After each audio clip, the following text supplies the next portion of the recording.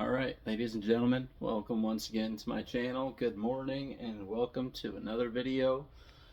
This video is going to be centered around a little bit more wordplay and still ties into the concept of the Biblios, the Bible, and Scripture.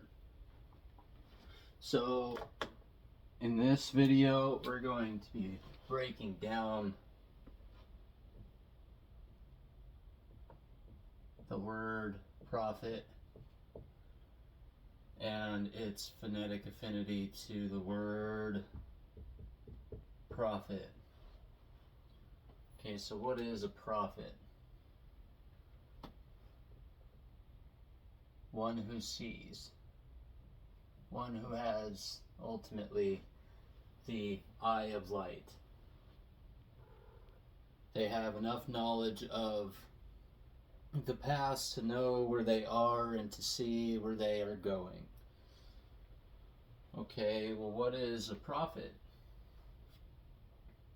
A prophet is a surplus of income, energy, sustenance, something that is left over that isn't used in the now after all is said and done.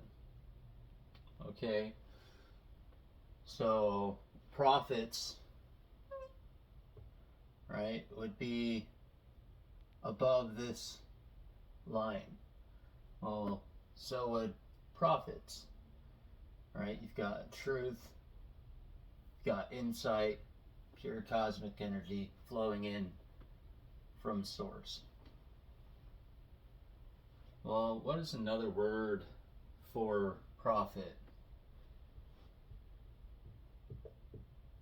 Surplus.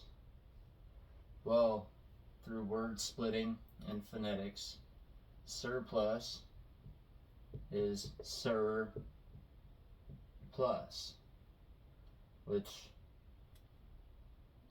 again ties into being in a positive state, right? Sur pertaining to the sun, and also the plus also pertaining to the sun. If you start breaking language down in this manner, you will see that everything about prophets and prophets pertains to being in the positive, being in a positive mindset. Well, what is a sign of prophets? Well, someone has more income than they're spending. Just as a prophet is one who usually is more positive than they are negative. One who is in the positive. In other words, a friend of the Father. So, what is the takeaway here? Takeaway is that the secret is in the language. How does one attain a state of prophet? Be more positive than you are negative. Right? So, when one puts in the work and has that positive mindset, they will see how this system works. And ultimately, the system of business is a reflection of the way of nature. Nature is going to respect what you earn. Nature may provide everything that you ever need, but it's up to you to go out and get it. It's not like if you just sit there in one spot, nature's going to drop bananas and oranges and all this stuff right in front of you. So, get up and go after it. I mean, some people find that a hard concept to grasp, and I mean, I speak as someone who used to have a hard time grasping that concept, where I felt entitled to everything that I wanted. I felt I felt like I deserved it simply by existing. And to a certain extent, yeah, you deserve the right to eat, but not at anyone else's expense.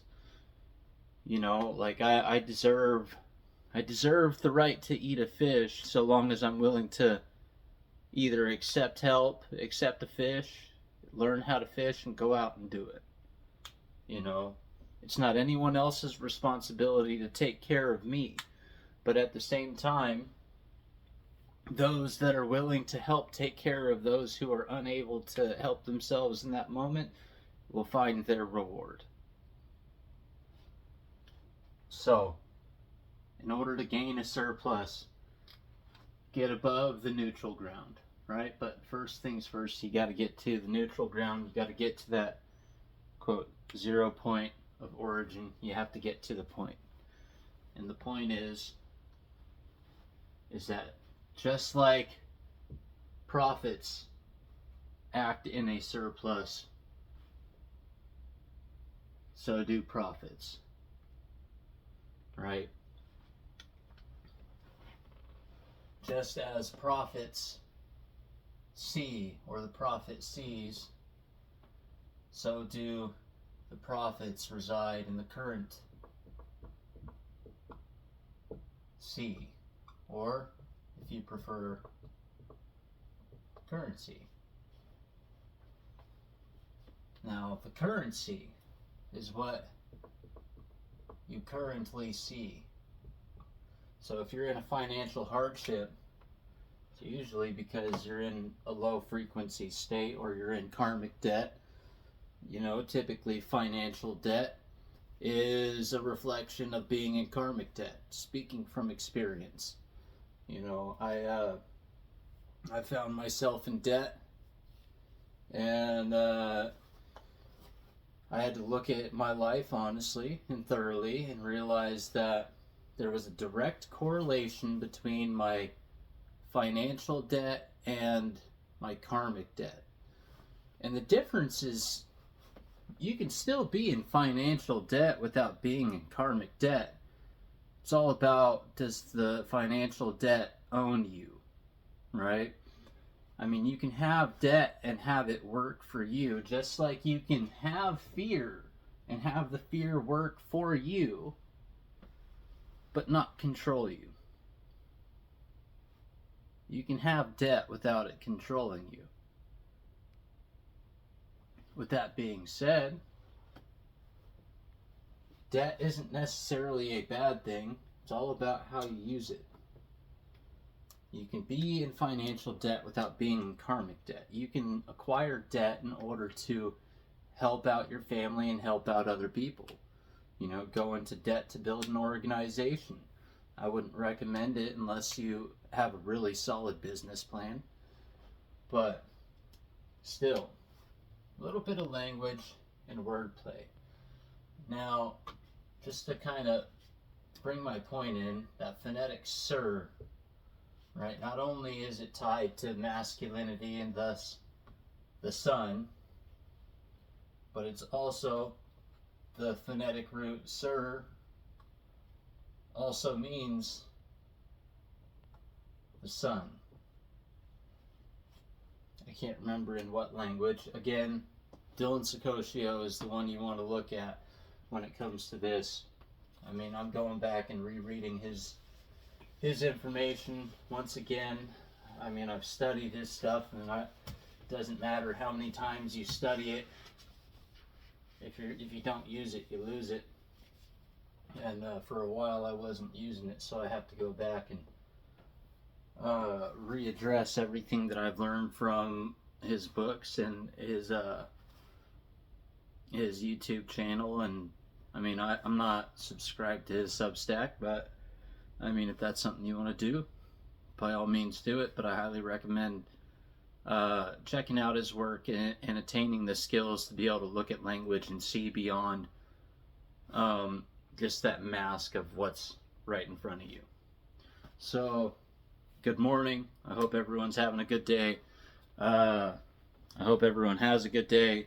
I hope this video finds you well. If you liked it, great. Until next time, on to the next one.